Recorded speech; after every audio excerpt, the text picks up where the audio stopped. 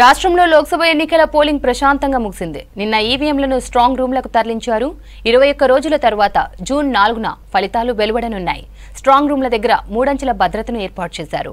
Counting రోజు వరకు 24 గంటలు సీసీటీవీ పర్యవేక్షణలో సీఆర్పీఎఫ్ కేంద్ర బలగాలు కాపలా కాస్తున్నాయి.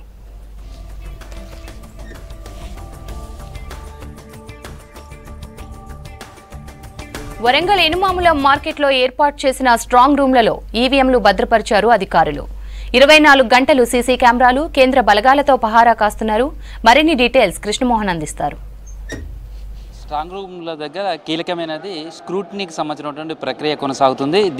దీన్ని స్క్రూటినీ చేసిన తర్వాత ఎన్నికల కమిషన్కు రిపోర్ట్ ఇవ్వాల్సి ఉంటుంది. ఆ రిపోర్ట్ ఆధారంగానే అవసరమైతే రీపోలింగ్ నిర్వహించాలా లేదా అనేది నిర్ణయిస్తారు. దానికి సంబంధించినటువంటి ప్రక్రియ జరుగుతుంది. ఇదంతా జరిగిన తర్వాత 1 o'clock వరకు ఈ రిపోర్ట్ను కూడా కేంద్ర ఎన్నికల కమిషన్ కూడా పంపిస్తారు. దీనికి సంబంధించినటువంటి స్క్రూటినీ ఎలా ఉంటుందంటే, పోలింగ్ కేంద్రానికి సంబంధించిన ప్రతి పోలింగ్ కేంద్రంకు జరిగినటువంటి రికార్డ్స్ ఏవైతే ఉంటాయో వాటన్నిటిని కూడా ఈవీఎంలతో పాటు వాటికి సంబంధించినటువంటి పీఓ డైరీతో పాటు మిగతా ఓటర్ లిస్టుకి సంబంధించి కానీ ఇవన్నీ కూడా సీల్ వేస్తారు. ఇవన్నీ కూడా ఈ బాక్స్లో పెట్టి వీటన్నిటిని మెటీరియల్ అంతా కూడా నిన్న ఈవీఎంలతో పాటు వీటిని కూడా ఇక్కడ రిసెప్షన్గా ఏర్పాటు చేసిన దగ్గర అప్పగిస్తారు. అక్కడ ఉన్నటువంటి పీఓ అంటే పోలింగ్ ఆఫీసర్ ఎవరైతే ఉంటారో వాళ్ళు ఇక్కడికి వచ్చిన తర్వాత అప్పచెప్పిన తర్వాత వీటన్నిటిని కూడా సీల్ చేస్తారు. సీల్ చేసిన తర్వాత ఇక్కడ ఉన్నటువంటి స్ట్రాంగ్ రూమ్లో వీటన్నిటిని భద్రపరుస్తారు. మనం చూస్తున్నది ఇది భూపాలపల్లికి సంబంధించినటువంటి స్ట్రాంగ్ రూము. ఇక్కడ ఇది కేవలం ఎన్నికల సిబ్బంది ఉపయోగించినటువంటి మెటీరియల్కి సంబంధించినటువంటిది దీన్ని మాత్రమే ఇక్కడ భద్రపరుస్తారు. ఈవీఎంలకు సంబంధించినటువంటి భద్రపరిచే స్ట్రాంగ్ రూమ్ వేరే ఉంటుంది. ఇందులో మాత్రం ఆయా పిఎస్ అంటే పోలింగ్ స్టేషన్లకు సంబంధించినటువంటి ప్యాకెట్ బాక్స్గా చెప్తారు. ఈ ఒక్కొక్క చోట 100 వరకు పోలింగ్ బూతులు ఉండొచ్చు, ఒక చోట 150 ఉండొచ్చు. దాన్ని బట్టి ఈ బాక్సెస్ అన్నీ కూడా తీసుకున్న తర్వాత వీటన్నిటిని కూడా ఇందులో సీల్ చేస్తారు. అయితే దీనికి సంబంధించిన స్క్రూటినీ అనేది చాలా కీలకమైనటువంటి అంశంగా మనం చెప్పచ్చు.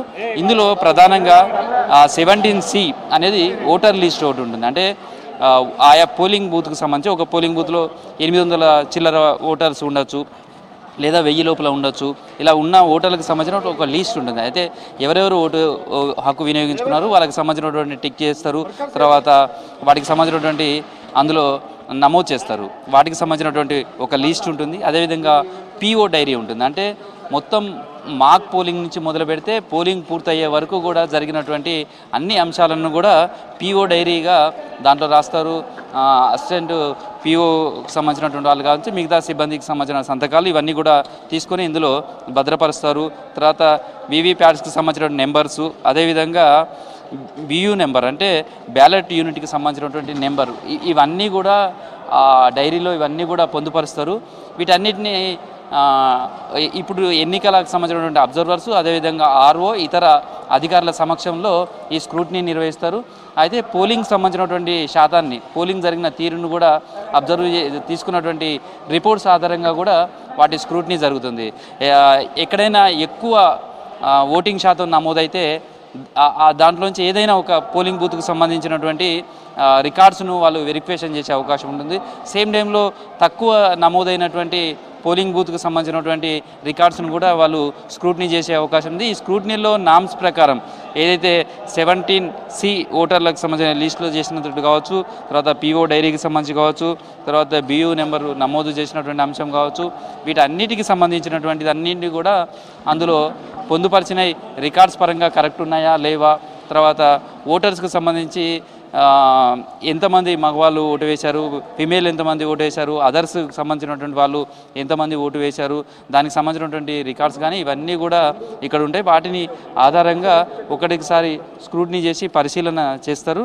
ఈ స్క్రూటినీ అదంతా పూర్తయి రిపోర్ట్ వెళ్తేనే పూర్తిగా ఎన్నికలకు సంబంధించిన పోలింగ్కి సంబంధించి కావచ్చు, ఈవీఎంల భద్రపరిచే అంశానికి సంబంధించి మొత్తం ఒక కొలిక్కి వస్తుందని చెప్పచ్చు. ఇవంతా కూడా రాష్ట్ర ఎన్నికల సంఘానికి, అక్కడి నుంచి కేంద్ర ఎన్నికల సంఘానికి కూడా, కమిషన్కు కూడా ఈ రిపోర్ట్ పోతుంది. ఏమైనా పొరపాట్లు కనిపించిన ఏమైనా ఉంటే అవసరమైతే ఆ పోలింగ్ బూత్లలో రీపోలింగ్ చేసే అవకాశం ఉన్నట్టుగా చెప్తారు. బట్ దాదాపుగా ఎక్కడ ఇలాంటి ఇబ్బందికరమైనటువంటి పరిస్థితి అయితే ఇప్పటివరకు ఎప్పుడు తలెత్తలేదు. ఇవన్నీ కూడా స్క్రూటినీ ఇవంతా చేయడం కూడా ఒక ప్రొసీజర్గానే చూస్తారు. ఇదంతా ప్రొసీజర్, ఇవంతా అయిపోయి రిపోర్ట్ పంపించడంతో మరొకసారి ఈ రూమ్స్ అన్నింటినీ కూడా మరొకసారి సీల్ చేస్తారు. ఆ తర్వాత సిఆర్పిఎఫ్ అదేవిధంగా వరంగల్ కమిషనరేట్ పోలీసులకు సంబంధించినటువంటి భద్రత 3 అంచెల భద్రతతో ఉంటుంది. తర్వాత ఈవీఎంలకు సంబంధించినటువంటి స్ట్రాంగ్ రూమ్స్ ఈ పక్కకే ఉంటాయి. ఆ స్ట్రాంగ్ రూమ్స్ దగ్గర కూడా సేమ్ సీసీ కెమెరాలకు సంబంధించినటువంటి 24 గంటల పర్యవేక్షణ ఉంటుంది. తర్వాత పోలీసు భద్రతా బలగాలు మోహరింపు ఉంటుంది. తర్వాత ఇక్కడ కూడా భారీ స్క్రీన్స్ ఏర్పాటు చేస్తారు. ఆ స్క్రీన్స్లో ఎప్పటికప్పుడు ఏ క్షణంలోనైనా అక్కడ సీసీ కెమెరాలకు సంబంధించినటువంటి ఫుటేజ్ చూడడానికి అవకాశం ఉంటుంది. అదేవిధంగా ఆర్ఓ కార్యాలయంలో ఒక కంట్రోల్ రూమ్ ఏర్పాటు చేస్తారు. అక్కడ కూడా ఇక్కడ ఉన్నటువంటి భద్రతకు సంబంధించినటువంటి అంతా కూడా పరీక్షించడానికి అవకాశం ఉంది. మొత్తానికైతే ప్రస్తుతం అయితే స్క్రూటినీకి సంబంధించినటువంటి ప్రక్రియ కొనసాగుతుంది. ఇదంతా కూడా మధ్యాహ్నం వరకు పూర్తయ్యే అవకాశం ఉంటుంది. ఆ తర్వాత ఇక్కడి నుంచి రిపోర్ట్ పంపడంతో ఈ ప్రక్రియ అంతా కూడా ముగుస్తుంది. ఆ తర్వాత జూన్ 4వ తారీఖు నాడు కౌంటింగ్ ఉంటుంది కాబట్టి దానికి సంబంధించిన హాల్స్ ఏర్పాటు చేయడం, తర్వాత టేబుల్స్కి సంబంధించి కావచ్చు, అదంతా కూడా ప్రాసెస్ అంతా కూడా చేయడానికి ఒక ప్రక్రియగా భావిస్తారు. ఇదంతా కూడా జూన్ 4th వరకు కూడా సిద్ధం చేస్తారు. అయితే ఈసారి వరంగల్ పార్లమెంట్లో 42 మంది అభ్యర్థులు ఉన్నారు. 42 మంది అభ్యర్థులకు సంబంధించిన ఏజెంట్లు కూడా కౌంటింగ్లో పాల్గొనాల్సి ఉంది. దానికి తగ్గట్టుగా ఏర్పాట్లన్నీ చేయాల్సి ఉంటుంది. దాని మీద కూడా నిమగ్నం అవుతారు. ప్రస్తుతం అయితే స్క్రూటినీకి సంబంధించినటువంటి ప్రక్రియ కొనసాగుతుంది. ఇది మధ్యాహ్నం వరకు కూడా పూర్తయ్యే అవకాశం ఉంది. వీడియో జర్నలిస్ట్ క్రాంతి కుమార్తో కృష్ణమోహన్, V6 న్యూస్, ఏర్మాముల వ్యవసాయ మార్కెట్లోని స్ట్రాంగ్ రూమ్ దగ్గర నుంచి.